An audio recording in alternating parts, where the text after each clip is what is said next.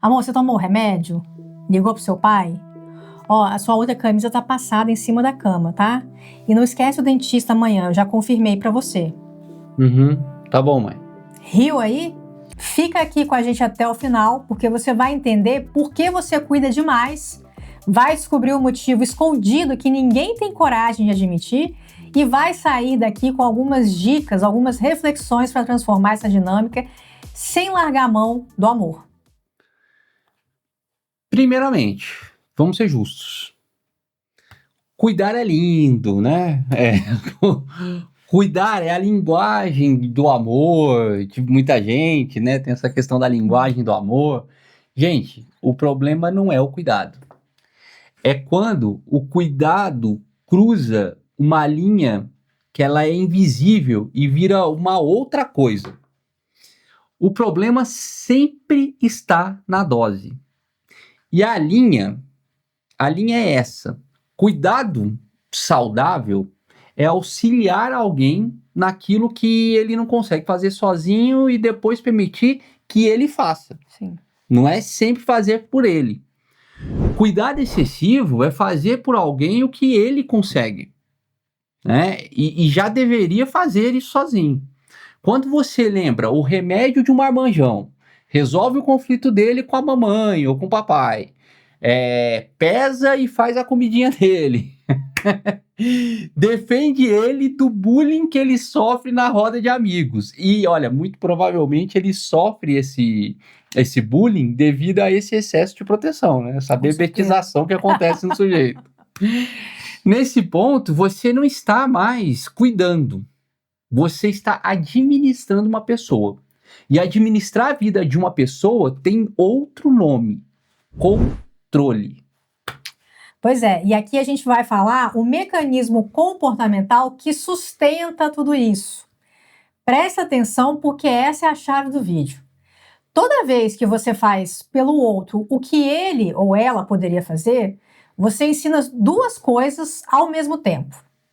Para o outro, você ensina o seguinte: você não precisa se responsabilizar, porque alguém resolve. E para você mesma, você ensina: se eu não fizer, ninguém faz. E cada repetição disso fortalece as duas aprendizagens, tanto a do outro quanto a sua. É um treino diário dos dois lados. E aí, anos depois, você olha e encontra exatamente o casal da nossa cena. Uma pessoa exausta, carregando tudo, e um adulto funcional que se esqueceu como se carrega. Na verdade, nem é um adulto funcional, né? Porque se ele não faz nada, não é funcional.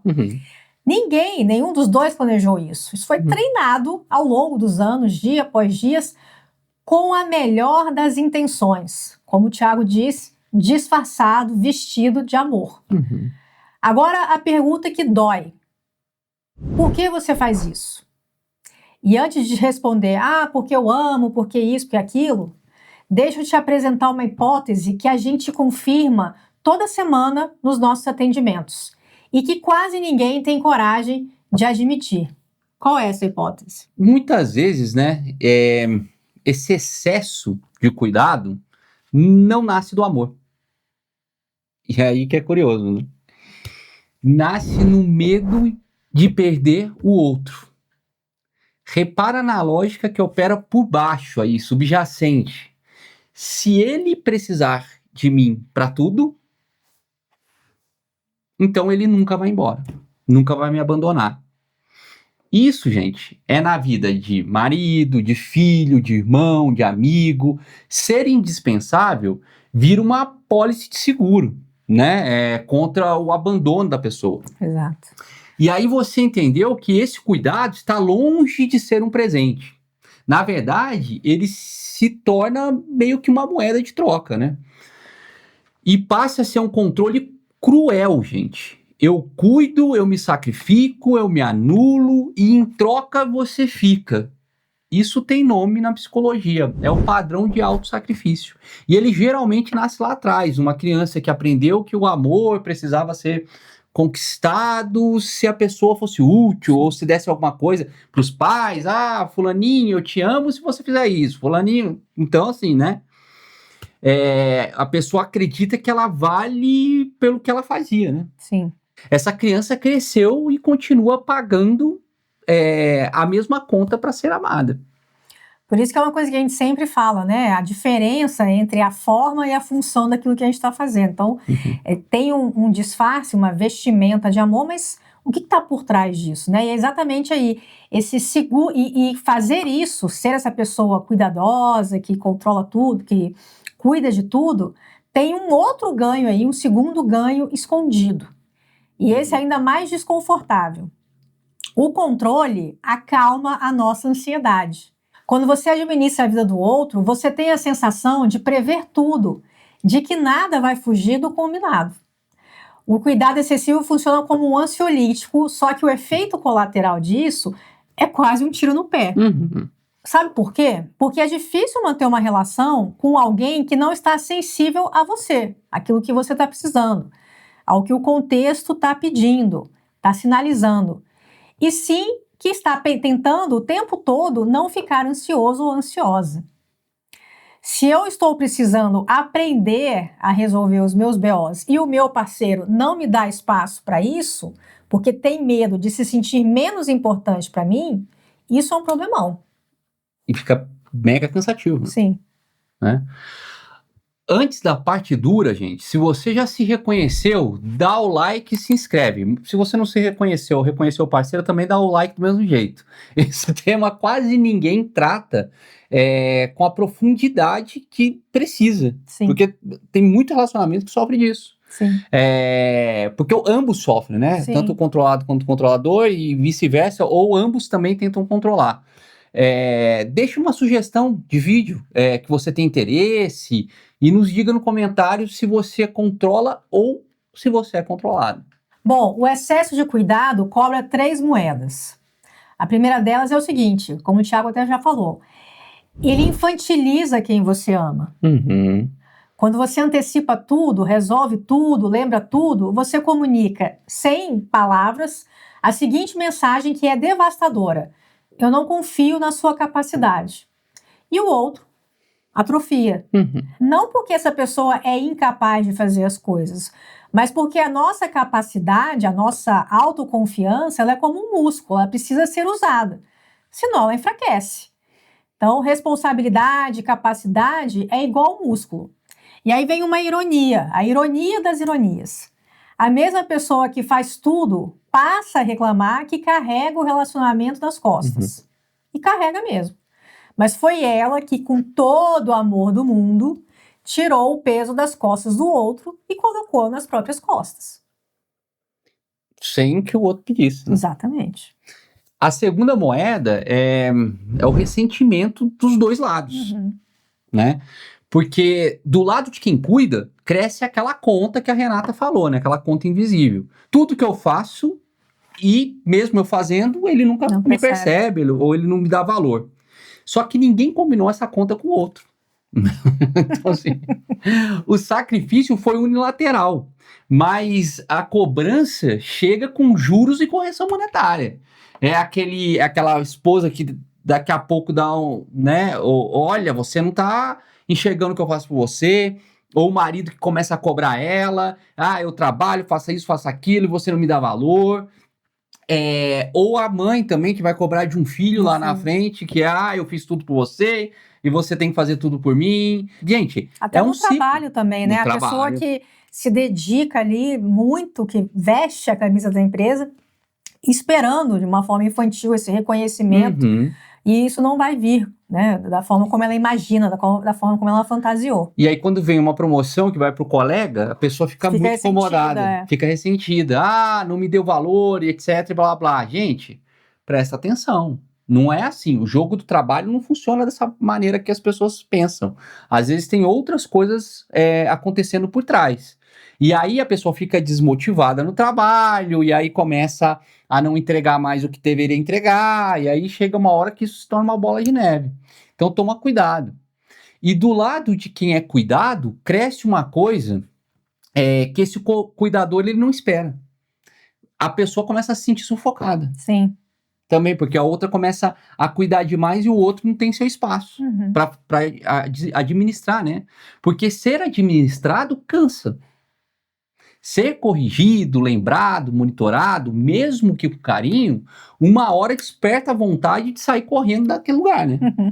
Aí o relacionamento entra num ciclo, gente, que ele é cruel. Quanto mais um sufoca cuidando, mais o outro se afasta. Quanto mais o outro se afasta, mais o outro que aperta, né? Então e fica morrendo de medo de perder o outro, né? Então, assim, o seu medo de perder faz com que você perca. É um abraço que esmaga, né? Parece aquele desenho da Felícia, né? Aqui, né? Meu povo, estamos dando uma ênfase algumas vezes em relacionamento amoroso, mas isso, como eu já falei, né? Todas as nossas relações, porque a pessoa com um padrão desse sai replicando esse mesmo modelo no trabalho, com filho, pai, mãe, irmão, onde quer que esteja. Então, assim, ela se sobrecarrega também e vai ficar aí difícil de manejar a própria vida. E a terceira moeda, e talvez aí a mais cruel, não sei, é a questão do desejo entre o casal. Essa parte talvez seja a mais dura de escutar. Então vamos direto ao ponto aqui. Ninguém sente atração por quem ocupa o lugar de pai ou de mãe. O desejo precisa de dois adultos se olhando de igual para igual. Precisa de um pouco de mistério, de admiração, de um espaço entre um e o outro. Quando a dinâmica vira cuidador e cuidado, o cérebro reclassifica a relação. Sai do registro de parceria, de relacionamento amoroso e entra no registro de família. E aí o casal chega no consultório com uma queixa clássica. A gente se ama muito, mas virou amizade, virou irmão. Não virou irmão por acaso, gente. A dinâmica que o casal criou acabou empurrando cada um deles para esse papel. E aí o desejo não nasce. O amor, ele pode até sobreviver numa dinâmica pai-filho, mas a atração, o desejo, não. Exatamente. Então, agora vamos para os exercícios para ver se a gente começa a quebrar esse padrão. E olha, que para quebrar esse padrão requer muita coragem, viu? Porque sair desse padrão dá mais medo do que ficar nele. Porque assim, é como a gente falou, a pessoa se alimenta, ela evita o processo ansiogênico a partir do momento que ela cuida e controla. Então, quando ela começa a quebrar isso, gera um enorme desconforto. Sim. Acho que é um dos padrões mais difíceis, né? Passo 1. Troque a antecipação pelo pedido. Quem cuida demais vive antecipando as coisas, adivinhando necessidades, a famosa leitura mental, né? Resolvendo antes de ser pedido. Porque ela acredita que assim ela vai prevenir todo o desconforto. Sim. Né? A mudança é exatamente nesse ponto. Espere ser pedido. E do seu lado, aprenda também a pedir em vez de fazer. Então, assim, é porque o outro tá toda hora fazendo, então fala assim, ó, fulano, faz isso aqui, fulano, ajuda nisso aqui, né? No lugar de você arrumar a mala dele, da pessoa, e depois você cobrar, que, você não me ajudou, né? Experimenta chamar a pessoa, ó, me ajuda com isso. Parece um detalhe, mas isso vai reposicionar os dois como adultos. Eu sei que vai bater um desconforto enorme no começo. Aquela coceira de ver a coisa mal feita e não intervir, né? Tipo assim, o sujeito tá fazendo uma caquinha ali como ele organiza a mala. A própria vida, né? A própria vida. Mala. O seu controle vai ficar gritando dentro de você. Né, ele vai demorar, vai ficar estranho o que ele tá fazendo, ele ou ela não sabem fazer isso. Respira e entenda que nem tudo vai sair da forma que você deseja. E está tudo bem. Sustenta esse desconforto. Ele é o sinal de que o padrão antigo está perdendo a força, não de que existe algo errado. Nós também, de uma certa forma, queremos que tudo aconteça em conformidade daquilo que eu espero. O outro vai resolver as coisas do jeito dele, no tempo dele, da forma dele, deixa ele resolver.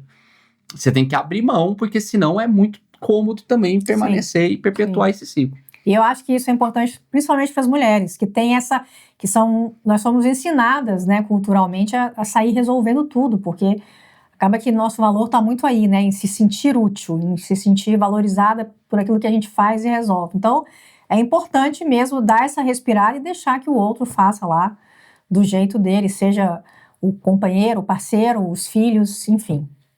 O outro ponto também é devolver as responsabilidades do seu parceiro para ele. Se for difícil para você no começo, vá aos poucos e comunique isso para ele ou ela. Então escolhe aí um item dessa lista que você resolve tudo e comunica com carinho e clareza para o seu parceiro. Amor, ó, a partir desse mês, sua consulta do dentista é com você. Eu confio em você, confio na sua capacidade de adulto. E com essa atitude, passe a reinvestir essa energia em você, porque vai sobrar tempo e vai sobrar energia. E se você não der um destino para elas, a ansiedade vai te empurrar de volta para o controle. Então, volta isso para você. Pega aquele curso que você adiou e vai fazer, vai encontrar as amigas que você deu uma sumida, o cuidado com o seu corpo, com a sua saúde, os seus projetos de trabalho, enfim. E é aqui que está o segredo que fecha esse ciclo. Quando você volta a ter a sua própria vida, você volta a ser visto ou vista como um indivíduo e não mais como alguém que está ali o tempo todo cumprindo uma função. E o indivíduo, a pessoa, ela desperta uma coisa que aquela pessoa que é vista como uma função geralmente não desperta, que é o quê? É a admiração. E a admiração é o solo, né, onde o nosso desejo nasce de novo, porque eu passo a admirar a pessoa, aquilo que ela faz por ela, os projetos que ela tem na vida dela e tudo mais. Agora, se eu olho para aquela pessoa e analiso ela só como se ela fosse meu funcionário, minha funcionária que está ali para resolver tudo para mim, que admiração que eu desejo que eu vou ter com essa pessoa, né? É porque essa pessoa, às vezes ela fica sem energia até para se cuidar, né? Sim. Então, assim, ela fica num ciclo tão vicioso que ela se abandona. Então, assim, tem todo um eixo de admiração por N motivos, gente. Não é só beleza física, não é... As pessoas, elas pensam que, vou tomar Monjaro agora, né? Que o negócio tá na moda aí. E aí, tipo assim, não é isso que vai... Não é só o Monjaro que vai te resolver.